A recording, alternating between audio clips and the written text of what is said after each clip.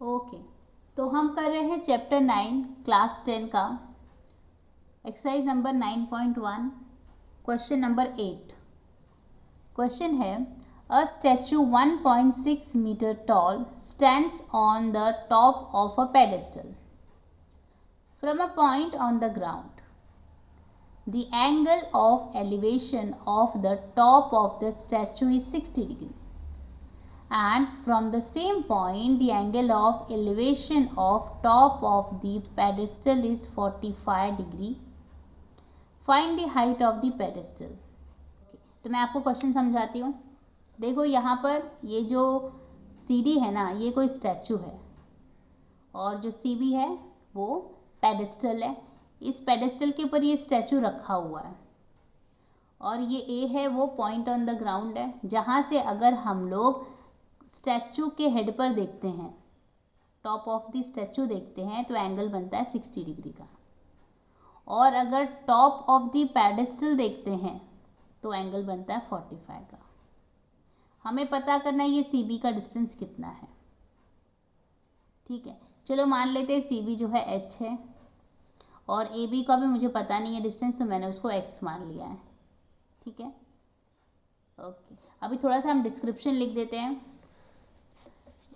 क्या है डिस्क्रिप्शन कि भाई हमारा जो ये सीडी है ना, ये है स्टैचू। ठीक है, और जो सी बी है ये क्या है, पेडेस्टल है। ठीक है, और ए क्या है, point on the ground. A is point on the ground. Okay, अब मैं ले रही हूँ triangle A B C. In triangle A B C इसमें हम लोग 10 45 लगाएंगे, मतलब 10 थीटा लगाएंगे। तो देखो 10 थीटा इज इक्वल टू क्या होता है, 10 theta C B upon A B हो जाएगा। तो C B upon A B हमने लिख दिया। ठीक है, थीटा का वैल्यू 45 है तो यहाँ पर मैंने डाल दिया 10 45। सी बी का वैल्यू तो एच है और ए बी का वैल्यू है एक्स, राइट, हमने एक्स डाला हुआ है। ठीक है, तो अभी देखो 10 45 तो 1 होता है, तो एच अपॉन एक्स, तो यहाँ से हमें एक्स इक्वल टू एच मिल जाएगा। इसको मैंने दे दिया इक्वेशन नंबर 1। अब हम आगे जाते हैं। अब हम दूसरा ट्रायंगल ले लेते हैं। कौन सा ट्रायंगल, ए बी डी ले रहे हैं हम लोग, तो लिख देते हैं यहाँ पर in triangle A B D. In triangle A B D यहाँ पर हम लोग 10 थीटा लगाते हैं। फिर से 10 थीटा, यहाँ पर क्या हो जाएगा, B D upon A B हो जाएगा। 10 यहाँ पे क्या आ जाएगा, 10 60 आ जाएगा। बी डी का वैल्यू मालूम है क्या, देखो बी डी क्या हो जाएगा 1.6 प्लस एच, तो लिख देते हैं 1.6 प्लस एच, और ए बी तो एक्स है। ठीक है, ओके। 10 60 कितना होता है, √3, तो यहाँ पर मैंने √3 डाल दिया। ठीक है, ओके। यहाँ पर 1.6 प्लस एच। अब देखो यहाँ पर मैं x की जगह पे h डाल रही हूँ, क्योंकि फ्रॉम इक्वेशन 1 x जो है वो h के बराबर है, तो x की जगह पे मैंने h लिख दिया और यहाँ पे लिख दिया फ्रॉम 1। ठीक है, ओके। अब हम इसको सॉल्व करेंगे। ओके, ये सेम चीज़ को मैं यहाँ पे लिख रही हूँ, √3 equal to 1.6 plus H upon H. ठीक है, इसको सॉल्व करते हैं। ये एच को मैं इधर भेज रही हूँ, तो ये हो जाएगा √3h equal to 1.6 plus H.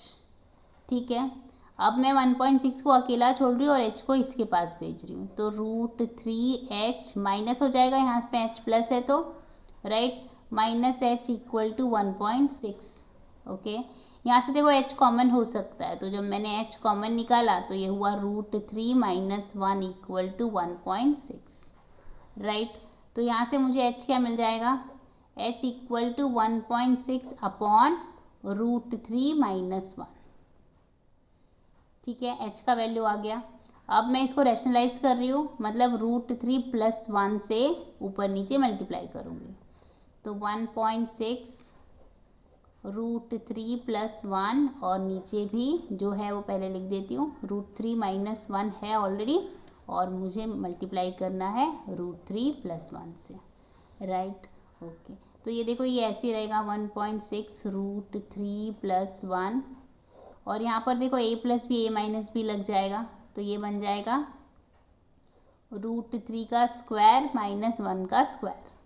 ठीक है, इसको आगे लेके जाते हैं, सेम चीज़ मैं लिख रही हूँ। ओके, तो सेम चीज़ मैंने कॉपी कर लिया। अभी देखो इसको कैसे सॉल्व करेंगे।